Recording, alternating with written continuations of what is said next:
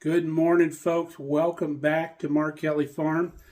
This morning we're going to share with you a very important food in our country's history. Saved a lot of lives probably during the long winters back in the day. It was a food born out of necessity. So stick around, we'll show you what that is and we'll make it for you.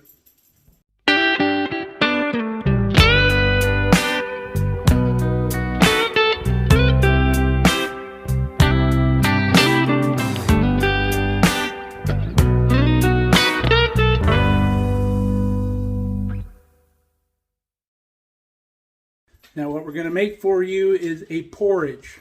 And porridge goes by many different names.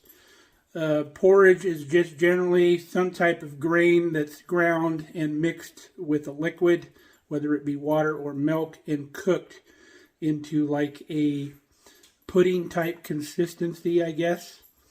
And it's what the poor people ate back in the day. There's a lot of poor, or what they used to call peasant food, that people used to eat just to survive, that caught on and people started enjoying, and it carried over into the years later where people still continue to have it because that's what they remember from their childhood. Now, you can use just about any type of grain to make porridge, wheat, corn, rice, whatever. A lot of people don't realize you can use rice for breakfast. You can cook rice using a lot more water than you normally would, or milk or whatever, and sweeten that up and you've got a pretty good cereal. Most people are used to like the puffed rice cereal that you get at the store. When my folks were in Japan, our foreign exchange daughter Miki flew them back for her wedding, and she mixed up some cooked rice with some sugar and some milk in the morning for some cereal. And the Japanese people were like, "What are you doing?" But it was pretty common. I mean, the Portuguese people had rice pudding and stuff like that. But let's get back to the wheat.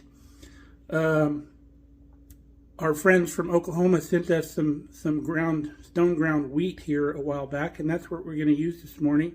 Now, if you were to use corn, that was called grits. If you ever heard of that, of course, if you're from the South. But we're using wheat today. Let's show you what we got. So we're just doing one serving of this because Kelly's still in bed and she probably will eat something different for breakfast. Here's the stone ground wheat that our friends Matt and Sam sent us. This is a little coarser grind than the whole wheat flour that they sent us. And Matt told me that this could be used for cereal, so that's what we're going to do. We're doing some other stuff with the wheat that they sent. Kelly's got some sourdough going here. This has been rising since yesterday. Some whole wheat sourdough, and then this is it's got wheat flour in this one. Of course, all flour is wheat flour, but this has got some of the stone ground flour that they sent to us. And then Kelly made some homemade Cheez-Its yesterday, some cheese crackers. Those were really good. Let's get back to our porridge. So we've got 3 tablespoons of our ground flour that they sent. And then we're going to start in our pot here. We're going to add a 1.25 cups of milk.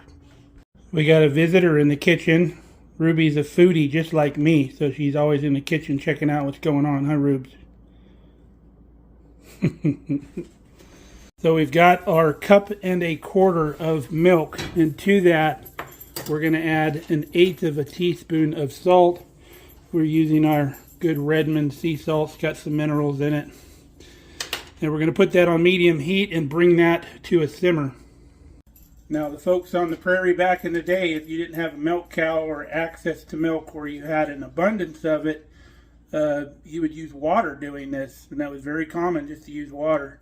In fact, even if you look at the commercial stuff you buy at the store, it can be made with milk or water.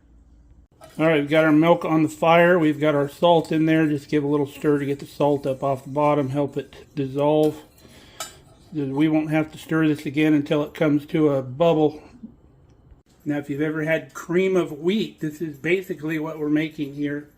However, cream of wheat is a processed food.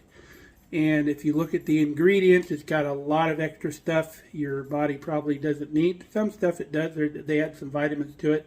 Let me show you the ingredients to cream of wheat, and then you can decide which one you want to eat.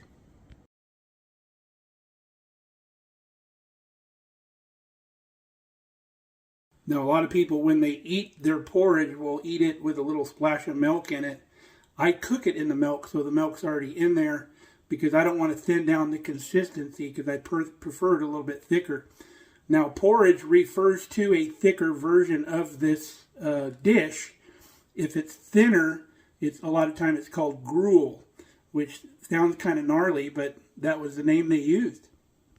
Okay, our milk just started simmering, so you want to sprinkle in your wheat at that point. Stir it in. Love this little whisk that I have. And then once you've got your wheat in there, you need to stir quite often. You also need to be careful if you're using milk, because milk boils over a lot easier than water. So you want to stir it quite frequently. And then once this comes back to a boil, we're going to turn the heat down. And then we're going to cook it anywhere from 3 to 5 minutes, whichever you like. And then we'll shut her down. Now, the cook time of your porridge depends on how coarse the material is when it's processed. Just like if you've ever had oatmeal, the rolled oats don't take as long as like the steel-cut oats, because the steel-cut oats are more of a denser material. Now, your quick oats are just oatmeal that's been rolled out, and then they partially cook it, and then they dehydrate it again, so your cook times aren't so long. It makes it kind of like an instant oats. But any grain will do. Alright, our porridge has cooked for about 3 minutes. It's thickened up. We turned the fire off. So now you want to let it sit, and the longer it sits, the thicker it's going to get. But that's plenty thick for me for eating. So we'll serve this stuff up.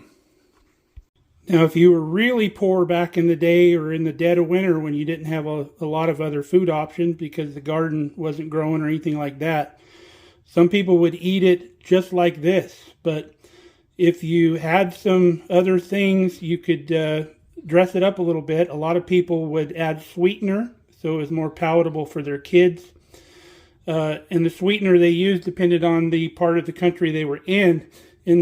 Out west, they had a lot of honey because there's more bees around.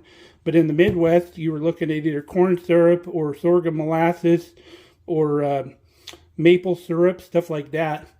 So I like mine with a little pat of butter, and then probably about 2 tablespoons or more of honey. Talking to Matt down in Oklahoma, that's the way he eats his, with some honey. And you stir that up, and it's a meal. Now, many of you folks that's never lived in the country has probably never seen a whole grain, with the exception of like a kernel of corn. You've seen a kernel of corn that comes off the cob.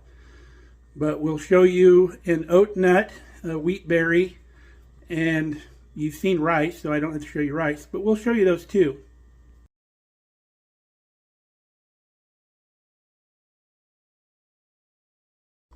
All right, folks, time for a taste. Let's give this a shot.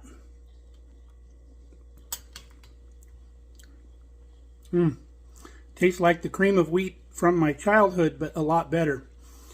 My dad used to love cream of wheat, and he would eat a lot of it, but in my opinion, it kind of takes on the flavor of the cardboard package that it comes in.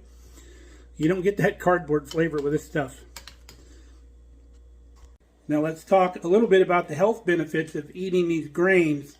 They promote gut health when you eat them like this, and everybody knows if you've got good gut health, the rest of your body kind of follows along, because everything relies on the nutrition you get.